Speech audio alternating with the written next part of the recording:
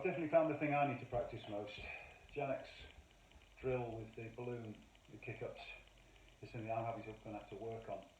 And particularly remembering his cue, which is like a soft touch, a real soft touch on the balloon. So that's going to be part of my practice drill from now on. But today we're going to introduce some exercises just using a chair or a stool as the basis for the Olympic weightlifting. So have a look at this. I'm going to start showing you exercises you can do at home using a chair or a stool. I'm sitting on a piano stool here, but a chair will work just as well. And the first session is going to be the basis of the squat, which is fundamental to Olympic weightlifting. Many of you have already started doing it. Those of you who haven't, when you come back to school, as you get into year 7, we're going to be starting Olympic weightlifting. But you can start now trying to master the movements which are fundamental to both of the Olympic lifts, the snatch and the clean and jerk. And the way we're going to start is putting a chair or a stool facing a door or a wall. And I'm going to start with my feet about 10 centimetres away from the door in this case. So my toes about 10 centimetres from the door. I've got my stool set so that my legs are horizontal with the floor and creating a 90-degree angle with the door that I'm sitting opposite. And that's about the right height to start this exercise from.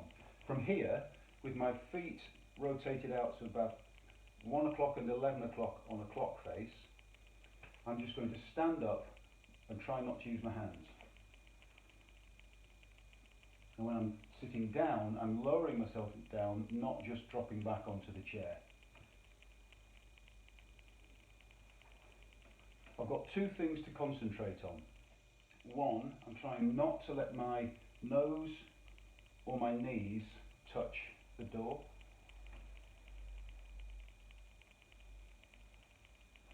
And I'm keeping my heels flat on the floor throughout that movement.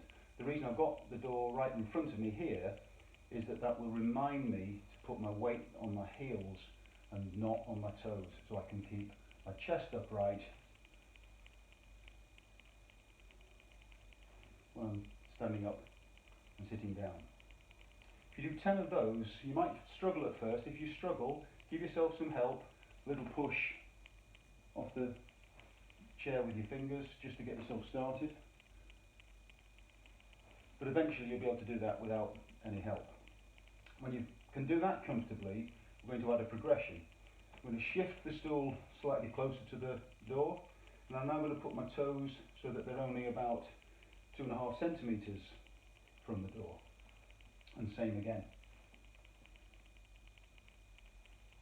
That's much harder. But I'm very conscious, I'm trying not to let my knees or my nose touch the door, so I'm keeping upright and not leaning forward when I'm moving. When you've mastered that, we're going to add another demand. Either with a broom handle or a pole, a bit like this. Or if you haven't got something like that to hand, just use a towel. A very long towel. I've got a knot in the end of this one.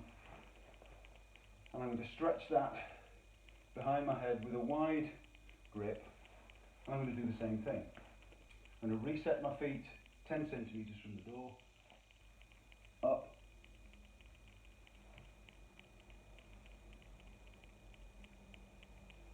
when I can do that comfortably, I'm going to move my toes slightly closer to the door to make it harder.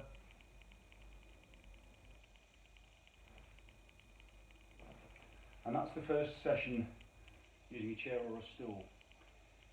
If you work on those progressions, 10 centimetres from the door, then put your toes only about 2.5 centimetres from the door, then add a towel stretched out behind your head with your arms straight, or a broom handle or a stick, and try and do 50 of those up-down movements every day as part of your routine.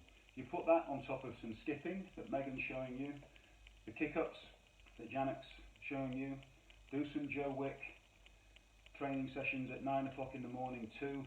You'll have a really good program to keep you going.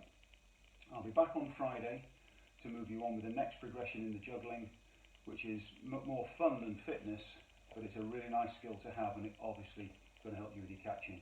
Get started with that, and we'll be back soon with some more ideas for you.